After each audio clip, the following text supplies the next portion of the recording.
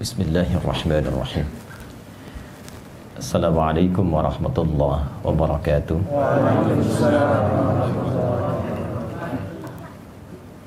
Alhamdulillahilladzi ikhtara al-Islam dina thumma istafa Muhammadan sallallahu alaihi wasallam syamsan lidinihi wa rashida fa asbaha takwinuhu dinan syamsudina wa rashida. Fasalawatullahi alaihi wasallamuhu tam wa ala alihi wa sahbihi wa dhurriyyatihi wa ummatihi ila yaumiddin wa ba'd. Faya ahbaballahi wa ahbaba rasulihi sallallahu alaihi wasallam, usi nafsi wa iyyakum bitaqwallahi faqad fazal muttaqun fala tamutunna illa wa antum muslimun. Faqala ta'ala يا أيها الذين آمنوا اتقوا الله حق تقاته ولا تموتن إلا وأنتم مسلمون. Yang kami hormati, kami muliakan, dan semoga senantiasa dirahmati oleh Allah Subhanahu wa taala. Guru kami, guru kita semua, Profesor Dr. Din Syamsuddin serta ibu dan keluarga. Semoga kediaman ini dan seluruh aktivitas beliau senantiasa mendapatkan taufik dan rahmat Allah Subhanahu wa taala. Guru kami, guru kita semua, Profesor Rias Rashid, semoga senantiasa diberikan kesehatan, kekuatan, dan kemampuan terbaik dalam memberikan pencerahan dan bimbingan pada kita semua. Hadirin sekalian, dan saya harus juga mengkhususkan pada qari kita, Mas Mustafa, yang tadi telah membacakan dua surah terpisah, surah ke-59 Al-Hasyr ayat ke-18 dan Quran surah ke-16 An-Nahl ayat 97. Intinya adalah kita diberikan pendahuluan untuk senantiasa memetakan dan mengevaluasi kehidupan kita, apakah sudah memiliki bekal terbaik sampai dengan kita kembali kepada Allah Subhanahu wa taala. Setidaknya sampai malam ini sebagai persiapan pulang menuju Allah Subhanahu wa taala. Karena ghad pada lafaz itu wal tanzur nafsu ma qaddamat li ghad, itu maksudnya adalah hari kiamat. Sampai kembali kepada Allah. Kata nafas itu diksi yang dipilih langsung oleh Allah dalam firman-Nya di Al-Qur'an untuk menggambarkan kondisi roh yang sudah memiliki amal. Jadi roh itu saat masuk ke dalam tubuh kita usia 4 bulan, Quran surah ke-15 ayat ke-28 sampai 29, wa idh qala rabbuka lil malaikati inni khaliqun bashara min salsalin min hama'in masnun fa idza sawaituhu wa nafakhtu fihi min ruhi. Jadi roh itu masuk, ditiupkan, itu berbentuk roh. Ya, belum ada amal. Nanti menyatu dengan bagian tubuh secara fisikal. Prosesnya berlangsung nanti dalam hadis Nabi riwayat Abdullah bin Mas'ud radhiyallahu taala anhu yang dikutip oleh Al-Imam An-Nawawi dalam Al-Arba'innya dari 42 hadis, di hadis yang keempat. Ya, Nabi Abdurrahman Abdullah bin Mas'ud radhiyallahu taala anhu qala, ya qala Rasulullah sallallahu alaihi wasallam wa huwa shadiqul masduq, inna ahadakum yajma'u fi batni ummihi 40 yawman nutfah ثم يكون مثل ذلك علقة ثم يكون مثل ذلك مضغة ثم يرسل إليه الملك فينفخ فيه الروح. Ada proses yang terjadi dalam proses kelahiran setiap hamba Allah. Setiap kita akan berproses dulu di rahim ibundanya. 40 hari pertama itu proses nanti antara spermatozoa dan ovum. 40 hari kedua berbentuk alaqah, zigot yang boleh menempel di dinding rahim. 40 hari ketiga berbentuk mudghah. 120 hari usia 4 bulan diutus malaikat untuk meniupkan roh dengan izin Allah. Nah, nanti terjadi dialog ya untuk persaksian kita syahadat pertama di dalam kandungan. Itu ada di Quran surah ke-7 Al-A'raf di ayat ke-172. Wa idz akhadha rabbuka min bani adama min zuhurihim dzurriyyatahum wa ashhadahum, jelas kalimatnya. Wa ashhadahum ala anfusihim alastu bi rabbikum qalu bala syahidna. Nah, jadi rohnya masuk.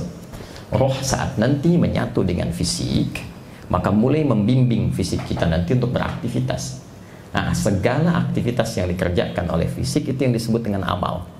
Maka amal itu nanti yang dibawa pulang oleh roh. Ketika roh sudah mendapati amal, berubah namanya menjadi nafas. Dan nafas itu yang pulang. Jadi antara masuk dengan pulang itu beda.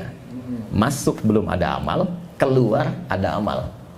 Karena itulah panggilannya saat dipanggil roh itu pulang, itu menggunakan nafas, bukan roh lagi. Quran surah ketiga Ali Imran ayat 185. Kullu nafsin dha'iqatul maut, bukan kullu rohin.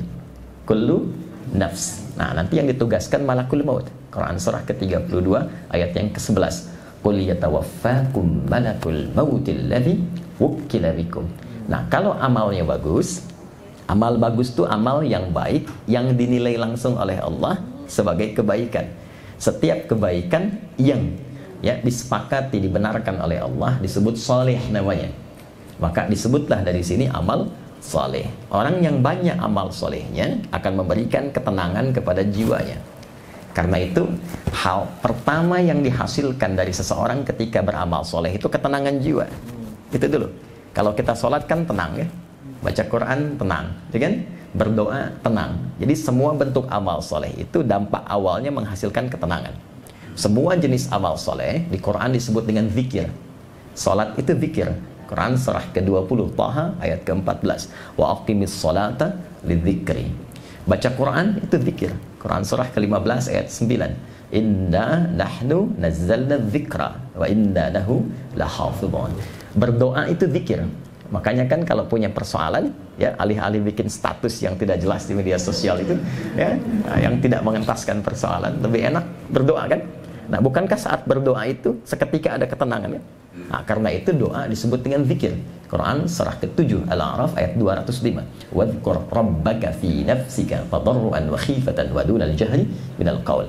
Kita pasca salat ya, assalamualaikum warahmatullahi, assalamualaikum warahmatullahi. Zikir kan? Nah, zikir itu kan ketika diucapkan memberikan ketenangan pada jiwa kan? Itu Quran surah ke-4 ayat 103. Fa idza qadaitumus sholata, maka jika telah Anda tuntas mengerjakan salat untuk menambah ketenangan itu fadhkurullaha, segera berzikir. Apa fungsi zikir? Quran surah ke-13 ayat ke-28. Ala bidzikrillahi tatma'innul qulub. Itma'anna yatma'innu. Sifatnya disebut dengan tumanina. Karena itu dalam zikir ada tumanina. Bukankah dalam salat ada tumanina?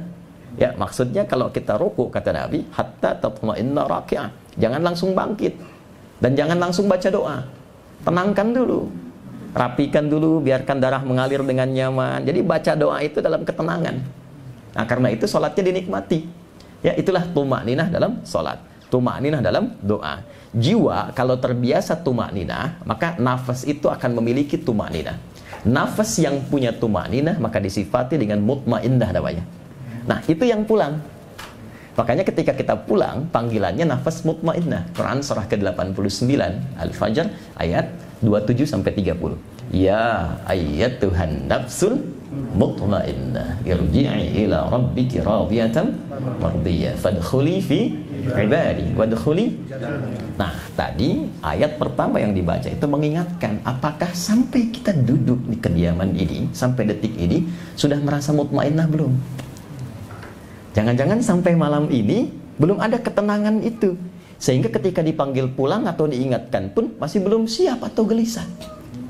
Sederhana pertanyaannya, kalau ayat itu didengarkan pakai iman, kira-kira sederhananya begini. Hei, kalau malam ini meninggal, sudah siap belum? Ya? Nah, jiwa-jiwa yang terbiasa beramal soleh, kapanpun dipanggil itu nyaman saja. Mau malam ini, mau nanti, mau besok, tenang saja dia. Nah, karena itu, jika memang belum mendapati itu, maka disusulkan tadi di An-Nahl ayat 97. Perbaiki imannya, baik lelaki ataupun perempuan. Man amila, siapa yang mengerjakan amalan salih, perbuatan yang baik, min dzakarin au untha wa huwa mu'min, lelaki ataupun perempuan, sepanjang ia mengaku beriman. Jadi iman itu akan mendorong pelakunya pasti berbuat baik. Ingat, itu persamaannya. Jadi kalau mengaku beriman pasti berbuat baik. Maka apa yang terjadi? Kata Allah, kalau Anda memutuskan merubah diri sejak detik ini, mengambil bacaan Quran tadi, maka Allah akan merubah sisa kehidupannya lebih terukur, lebih baik, lebih punya bekal dibandingkan hari-hari sebelumnya yang telah dilalui. Itulah falanuhyiyannahu hayatan thayyibah. Jadi hayatan thayyibah itu mencakup banyak hal. Rizkinya lebih berkualitas dibanding sebelumnya. Memang sebelumnya mungkin kelihatan dapat banyak, tapi berkah tidak. Apakah rezeki itu mendekatkan kita kepada Allah? Ada kualitas dalam rezeki itu, atau jangan-jangan bertambah tapi maksiatnya pun nambah juga. Ya. Nah, coba dicek, apakah pakaian yang sudah dikenakan sekarang sudah banyak digunakan untuk ibadah? Jangan-jangan nambah koleksi pakaian yang sudah ada pun belum pernah dipakai sholat. Itu sepedanya tuh yang pernah dipakai dari subuh, ya, mulai olahraga berangkat sudah pernah dipakai ke masjid belum? Itu dihisab. Sepeda belum pernah dipakai ibadah sudah minta motor. Motor belum pernah dipakai ke taklim sudah minta mobil. Ya. Nah, itu sudah mendapatkan kebaikan belum di situ? Karena itulah kalimat thayyib ketika disebutkan pertama dalam Al-Quran itu bersanding dengan kata halal, dibuka dengan huruf ya, dikuatkan dengan ayyuha, lalu objeknya menggunakan nas. Itu di Quran surah kedua Al-Baqarah ayat 168. Ya ayyuhan nasu. Ya disebutkan sebanyak 361 kali dalam Al-Quran untuk memanggil semua objek dengan semua jarak, baik dekat, menengah ataupun jauh. Ayyuha disebutkan 150 kali dalam Al-Quran. Ayyunya berfungsi menguatkan munada, haknya menegaskan, mengingatkan tanbih. Jadi ketika Allah mengatakan, hei semua manusia, dimanapun engkau merasa berada, merasa dekat, menengah atau jauh dari aku ingatkan ya, aku tegaskan ya, selama berkehidupan silahkan bertebaran di bumi. Jadi apapun, kulu mimma fil ardi, silahkan mencari penghidupan. Minimal kan kita katakan mencari sesuap nasi ya, walaupun yang dicari kan kendaraan juga, rumah juga, kan? Silahkan bertebar, silahkan. Tapi halalan thayyibah. Apa itu halal? Halal itu yang tidak ada problem di dalam pandangan Allah Subhanahu wa taala. Kalau itu bisa kita hasilkan, maka semua kegiatan kita itu berubah namanya menjadi hasanah. Hasanah. Hasanah itu setiap perbuatan baik yang punya nilai di sisi Allah. Ya, bukan hanya sholat. Ya, sholat itu disebut hasanah. Quran surah ke-11 ayat 114. Aqimis sholata tarafain nahar wa zulafan minal lail innal hasanat. Jadi setiap kita sholat kalau diniatkan karena Allah ada poinnya. Ya, tapi bukan hanya ibadah ritual. Merawat anak, ya, kemudian saling menyayangi suami istri, meniatkan pekerjaan karena Allah itu punya nilai. Setiap dikerjakan satu aktivitas nilainya 10. Quran surah ke-6 ayat 160. Ini nggak apa-apa ya kita Quran hadis ya. Quran surah ke-6 Al-An'am ayat 160. Man jaa'a bil hasanati falahu asyru amsalihha. Nah, ngitungnya tuh bukan begini. 1 2 3 terlalu sedikit. Menghitungnya dalam hitungan Allah tuh 1 keduanya 500 tahun. 2 ketiganya 500 tahun. 3 keempatnya 500 tahun. Nanti setiap poin hasanah itu 1 kedua, 2 ketiga, 3 keempat namanya ajrun. Ajrun, lahum ajrun ghairu mamnun, ya. Quran misalnya surah At-Tin surah ke-95 itu ya. Nah, nanti itu akan dikonfirmasi di akhirat. Itu yang kita sebut pahala. Ya, ini nggak akan ikut. Jadi pakaian yang kita kenakan nggak akan ikut, tapi nilai value yang melekat pada pakaian yang dikerjakan amal soleh itu yang ikut berupa pahala. Nah, itu nanti ditampakkan saat sakaratul maut plus saat kembali kepada Allah di akhirat. Hasanah di dunia dikonfirmasi di akhirat. Karena itu kita sering berdoa supaya kegiatan dunia kita menjadi hasanah, supaya di akhirat ditampakkan hasanahnya. Maka muncul kalimat doa kita, Rabbana atina fid dunya hasanah wa fil akhirati hasanah wa qina adzabannar. Itu ada di Al-Baqarah ayat 201. Nah, itulah sebetulnya gambaran kehidupan bekal kita yang diisyaratkan di 2 ayat tadi untuk kita siapkan sampai malam ini. Apakah perbuatannya sudah jadi hasanah atau belum? Ataukah kalau kita diwafatkan sudah punya bekal yang siap untuk kembali atau belum? Kalau merasa belum cukup bekal, maka cukupkan. Kalau merasa yang kemarin itu banyak yang kurang, maka evaluasi. Jadikan sisa hidup lebih baik daripada sebelumnya, sehingga kapanpun kembali, maka kita lebih bernilai di hadapan Allah Subhanahu wa ta'ala. Nah, itu mukaddimahnya dari apa yang dibacakan tadi. Kita belum mulai ya materi. Karena saya tadi diminta Bang Din tadi terangkan itu dulu. Peci ini bagian dari pengamalan wa amma bi ni'mati rabbika hadis. Jadi saya tuh kalau Allah anugerahkan sesuatu lewat hamba manapun, izin Bang Din, jadi langsung saya kenakan. Dan itu akan membahagiakan orang yang memberi, sekaligus juga saya gunakan pertama kali untuk ibadah dulu. apapun itu. Ini baru saya kenakan hari ini batik ini juga. Jadi dari ujung kepala sampai ujung kaki saya tidak ada yang beli. Ini juga Allah kasih lewat hamba yang lain, sama jam tangan sampai ujung kaki. Ya, alhamdulillah, kan cuma dipakai sementara. Ya, masuk kuburan kan udah nggak dipakai lagi ya. Ganti jadi kain kafan nggak ada kantongnya. Semua cukup. Nah, jadi itu kisahnya. Alhamdulillah, mudah-mudahan pernah digunakan untuk sujud, pernah digunakan untuk ta'lim. Jadi saya punya alasan ketika dihisab pertama kali, dari mana didapatkan, kemana digunakan. Maka saya punya kebahagiaan di hadapan Allah, pertama kali digunakan hadir di majlis pengajian Ranting Pondok Labu. Baik, kira-kira itu mukaddimah yang bisa kita sampaikan. Alhamdulillah, malam ini tema kita hidup baru pasca pandemi, lebih kepada bagaimana Al-Quran dan Sunnah atau Islam memberikan tuntunan menjalani kehidupan, khususnya ketika diuji dengan pandemi, entah statusnya sudah dicabut atau belum secara formal. Yang penting tuntunannya seperti apa. Dan menariknya, biasanya saya kalau mengisi pengajian jarang saya membuat materi tertulis, sekalipun itu bentuknya pointer-pointer. Biasanya saya tuliskan di papan tulis. Tapi qadar Allah, hari ini entah kenapa sebelum berangkat saya pengen ngetik sesuatu. Jadi saya tuliskan pointernya itu, urut dari awal sampai akhir. Rupanya mungkin ini yang beliau tadi minta akan inspirasi untuk Roma. Jadi saya sudah ketikkan 3 halaman nih, Prof. Ya, bisa, insya Allah ini ada 10 nanti yang saya kopikan. Jadi poin-poin yang semuanya dari Quran dan hadis semua. Baik, kita efektifkan malam hari ini pertemuan dan diskusi kita. Saya senang menyebutnya dengan diskusi untuk malam hari ini, supaya setiap kita bisa memberikan masukan dan pencerahan yang melengkapi satu dengan yang lainnya. Baik, saya ingin memulai dengan penjabaran tentang iman dan akidah dulu, karena ini pokoknya, khususnya bagi kita setiap muslim. Karena semua tindakan, perilaku, dan bahkan menjalani seluruh aktivitas dengan semua kondisinya, orang Islam itu punya ciri khas yang membedakan antara muslim dengan selainnya. Ciri khasnya itu semua tindakan dan semua aktivitasnya di semua keadaan yang dihadapi itu semua bersumber dari imannya.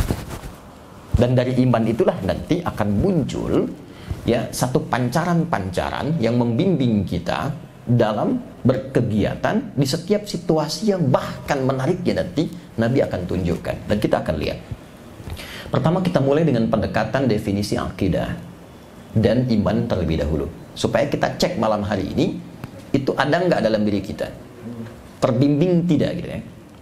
Baik, pertama akidah. Iman dengan akidah itu sering disamakan untuk menuju pada definisi yang sama, yaitu keyakinan tanpa ragu. Kalau disebutkan akidah, itu asalnya dari kata akada. Akada itu ikatan yang kuat, yang sulit untuk dilepaskan, dijaga supaya nggak lepas, itu akada namanya. Jadi di Quran banyak ya, seperti nanti ditemukan di An-Nisa misalnya, kan, walikullin ja'alna mawaliya mimma tarakal walidani wal aqrabun, kemudian walladzina aqadat aymanukum. Ya, kalau sudah berjanji maka terikat dengan janji itu, jaga, jangan sampai diingkari. Kalau punya komitmen, komitmen itu disebut dengan akidah. Aqdun jamaknya uqud. Quran surah kelima ayat 1, ya ayyuhalladzina amanu aufu bil uqud. Orang-orang beriman itu pasti menepati janji karena terikat ya dengan komitmen ya. Nikah itu disebut dengan akad. Ya, perjanjiannya akad nikah. Kenapa disebut dengan akad? Kalau sudah berakad, jaga komitmen itu dengan kuat. Ya, komitmen yang sudah dibangun, melindungi, menyayangi, mengayomi, ya, selain nafkah dan sebagainya, jaga dengan kuat, jangan sampai kemudian terlepas atau bertentangan dengan apa yang telah disampaikan. Kalau menjadi sifat, ya, yang melekat kuat, yang sulit dilepaskan, maka berubah nanti menjadi kata benda, dari akadah menjadi akidah. Iman itu disifati dengan akidah. Seakan-akan memberi kesan kepada kita, kalau sudah beriman, ikat dalam jiwa. Jangan sampai lepas. Ikat di sini. Ya, tanamkan dalam jiwa kita, jangan sampai lepas. Itu yang dimaksudkan Quran surah ketiga Al-Imran ayat 102. Dan selalu diingatkan oleh Nabi, umumnya saat pengajian, bahkan nanti menjadi wasiat utama di khutbah Jumat. Ya ayyuhalladzina amanu taqullaha haqqa tuqatih wa la tamutunna illa wa antum muslimun.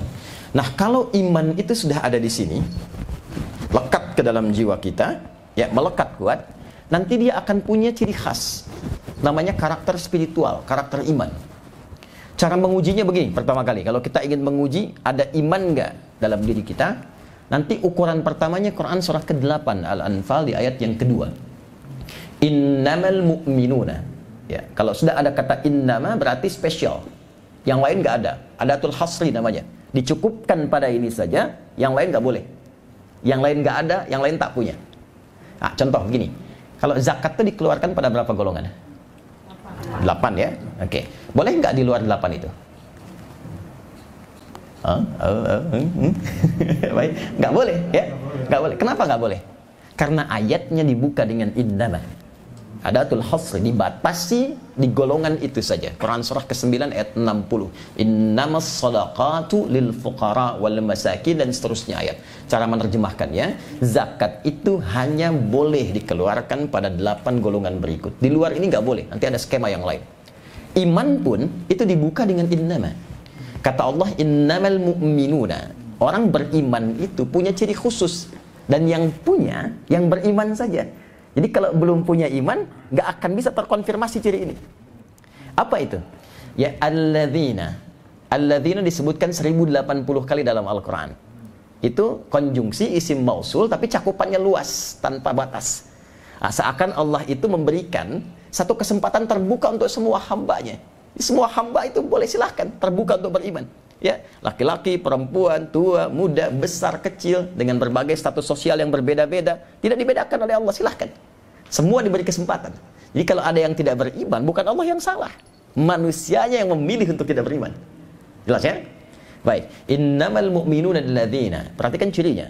Kalau sudah diambil dan melekat dalam diri, itu diikat dalam jiwa, maka idza dzukirallahu wajilat qulubuhum. Ciri pertamanya, bila disebutkan nama Allah, ada konfirmasi sinyal karakter spiritual di hatinya, ada getaran. Itu konfirmasinya. Karena itu setiap hari untuk dicek, Allah sebutkan, diperdengarkan namanya 5 kali dalam sehari, di setiap pergantian waktu dalam sehari. Subuh disebutkan, ganti siang, zuhur disebutkan, masuk sore, asar disebutkan, maghrib, menjelang malam disebutkan, isya sebelum tidur disebutkan lagi, untuk mengonfirmasi masih ada nggak imannya itu.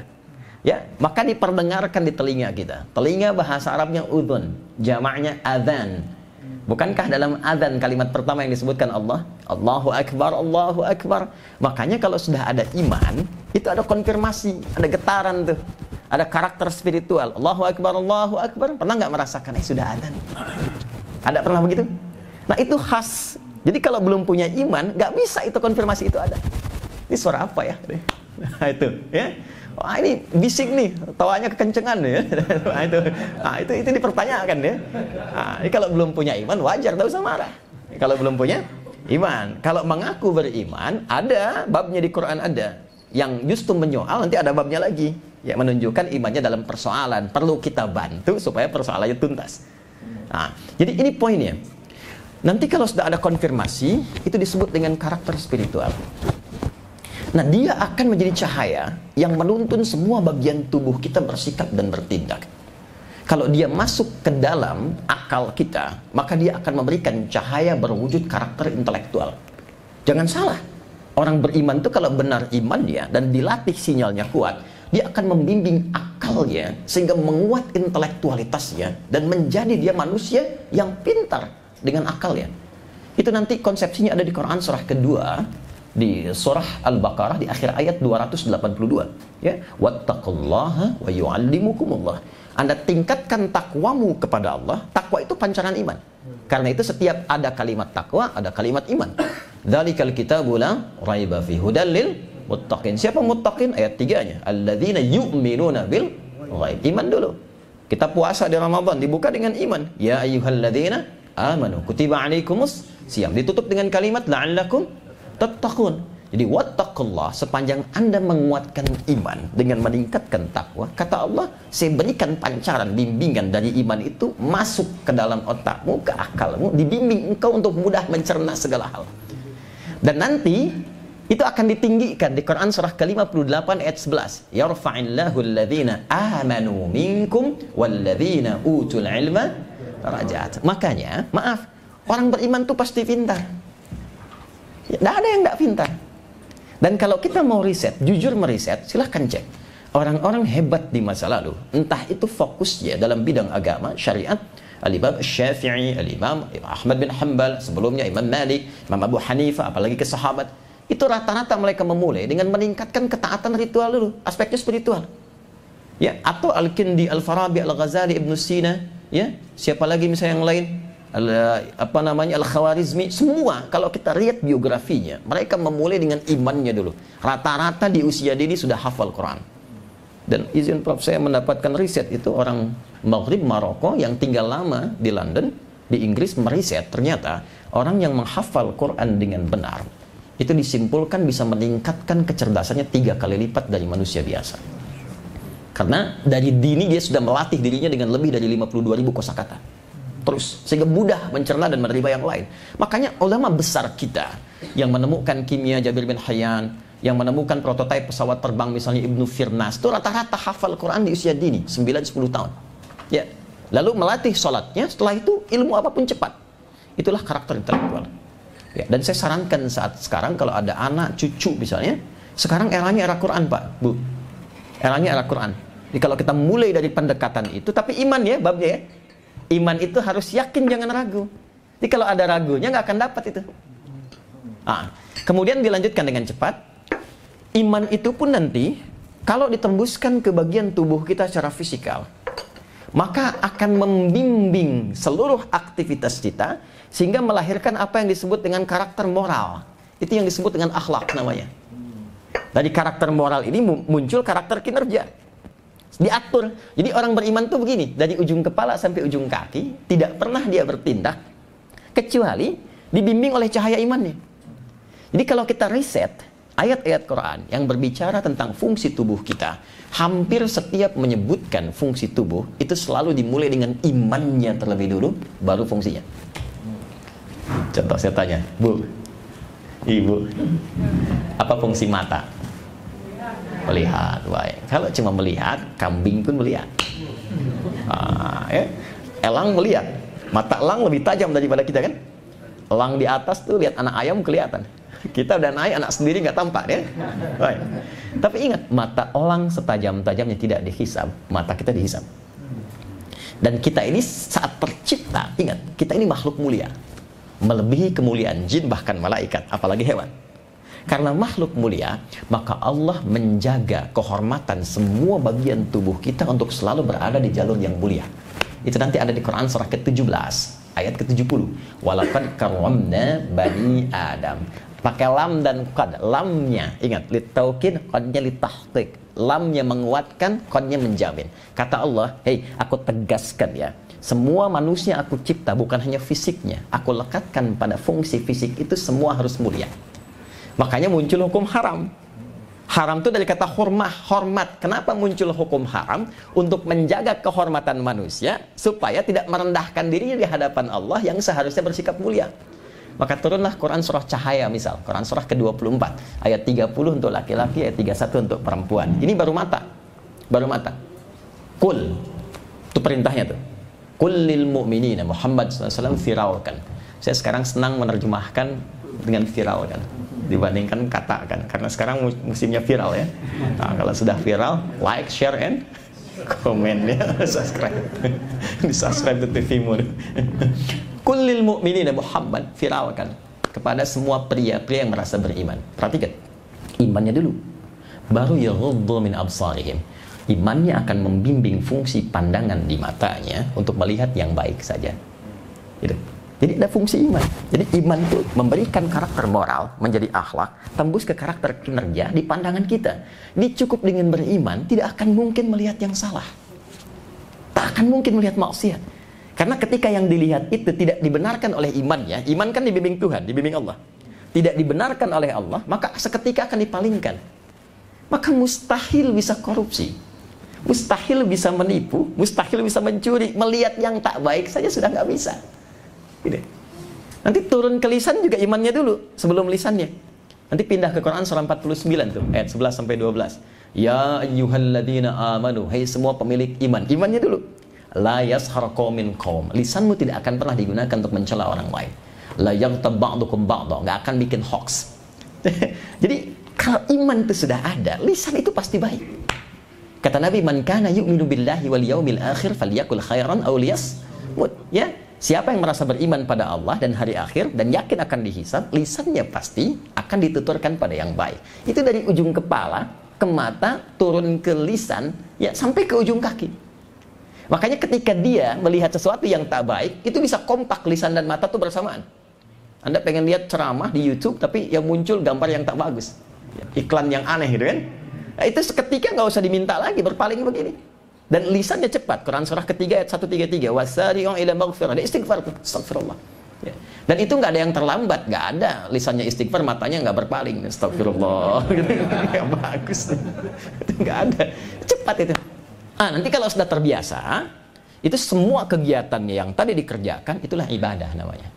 Orang yang beribadah namanya abdun. Jamanya ibad. Nanti kalau sudah jadi ibad, dipuji oleh Allah sampai langkah kakinya. Turunlah surah Al-Furqan itu. Wa ibadur rahmanil ladzina yamshuna 'alal ardi hauna wa idza khatabahumul jahiluna qalu salama. Jadi idealnya insan beriman itu pasti setiap pikiran, setiap pemikirannya, setiap rasanya, tindakannya semua akan terkontrol oleh imannya sehingga pasti menjadi baik. Nah, untuk menjadi baik ini maka Nabi ditugaskan oleh Allah. Ini poinnya. Ditugaskan oleh Allah untuk menerangkan bagaimana melatih iman itu dan menjalani kehidupan dari yang paling sederhana sampai yang paling kompleks, menghadapinya seperti apa. Sehingga semua kegiatan itu dibimbing oleh iman, sekaligus melatih supaya sinyalnya kuat. Maka inilah yang menyebabkan setiap kegiatan kita, dari mulai bangun tidur sampai tidur lagi, pasti ada bimbingan imannya yang diformalkan melalui doa. Kalau Bapak Ibu mau cek dan jujur untuk membuktikan dan menguatkan keyakinan kita bahwa Islam ini benar, bukan rekayasa Nabi Muhammad, tapi langsung agama yang dibenarkan oleh Allah dan bisa kita komparasikan dengan keyakinan manapun yang ada di muka bumi. Hanya di Islam yang semua kegiatannya dari bangun tidur sampai tidur lagi pasti ditemukan doa di dalamnya. Dan setiap kegiatan doanya nggak sama, beda. Bangun tidur ada doanya? Halo, apa doanya? Alhamdulillahilladzi ahyana ba'dama amatana wa ilaihin. Bahkan dibimbing cara bangunnya. Anda buka Sunan Abu Daud nomor hadis 1367 dari Ibnu Abbas radhiyallahu taala anhuma. Ibnu Abbas itu anak kecil, dari kecil ya, usia 3-4 tahun ya, itu sangat cinta dengan Nabi karena ayahnya selalu mendekatkan di majlis Nabi. Singkatnya, satu saat ingin melihat cara bangun tidur malamnya Nabi dan sholat malamnya Nabi, maka menginaplah di rumah bibinya Sayyidah Maimunah, tidur di samping Nabi. Maka apa yang disampaikan beliau dikutip oleh Imam Abu Daud ya, As-Sijistani.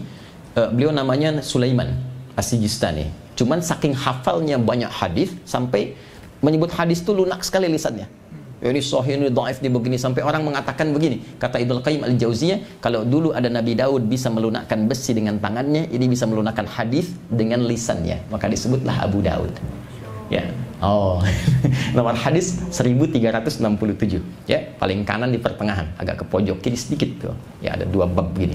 Apa yang disampaikan kata beliau? Kana an-nabiyyu sallallahu alaihi wasallam idza istayqadha min nawmihi fajalasa. Thumma masaha bi yadihi min athari nawmihi. Ya, faqara'a khawatim surah Ali Imran. Adalah kebiasaan Nabi sallallahu alaihi wasallam kalau bangun dari tidur duduk terlebih dahulu. Lalu menghilangkan bekas kantuknya. Jadi hilangkan dulu ngantuknya, bukan langsung baca doa. Baru bangun, alhamdulillah udah begini-begini ya, bangun jam 3, sadar jam 5 kan. Hilangkan dulu ngantuknya ya, supaya kita membaca doa itu dengan penuh kesadaran ya, ada kenyamanan saat baca itu. Lalu baca ya 11 ayat terakhir surah Ali Imran. Itu nanti ada maknanya itu. Ada maknanya. Itu sudah bikin pintar sendiri tuh. Jadi ulul albab sendiri. Jadi kita itu baru bangun sudah disuruh pintar. Baru bangun tuh sudah diminta jadi orang pintar. Ya, dari ayat 190 sampai ayat 200. Baru kemudian nanti thumma dhahaba ila syinin mu'allaqah. Di riwayat lain di Al-Bukhari nomor hadis 181 dari Jundub bin Junadah dan Abu Dzar Al-Ghifari, Nabi membacakan doa alhamdulillahilladzi ahyana ba'dama amatana wa ilaihin nusyur. Itu bangun tidur, baru bangun. Ke toilet ada doanya enggak? Ada. Kakinya pun diatur. Masuk apa? Kaki apa? Keluar apa? Ya kan? Kita berpakaian ada doanya, makan ada doanya. Setiap kegiatan itu ada pedomannya. Dan jangan hanya diartikan sebagai doa formalitas. Itu setiap lafadznya itu membimbing kita bagaimana berinteraksi dengan apa yang kita kerjakan itu. Ada maknanya. Kenapa pakai pakaian doanya begitu? Itu ada. Jadi kalau kita paham dengan isinya, kita dibimbing. Ini yang harus dikenakan ketika berpakaian. Pakaian begini yang harus dipakai. Seperti ini cara menggunakannya, begini akan dihisabnya, begini tampil yang modis yang baik itu. Ada semua bimbingan. Hanya umumnya orang sekarang, walaupun tidak semuanya, memosisikan itu hanya bacaan formal. Nah, tidak memahami isinya sebagai panduan berkehidupan. Karena itu paling minimal kata Nabi, kalau belum paham itu, minimal sertakan nama Allah, sehingga tidak hilang keberkahannya. Maka muncullah hadis, kullu amrin dzibalin la yubda'u fihi bismillahirrahmanirrahim fahuwa abtar. Minimal ucapkan bismillahirrahmanirrahim. Apa kaitan dengan tema kita? Yang kecil aja diatur, apalagi yang kompleks. Gitu.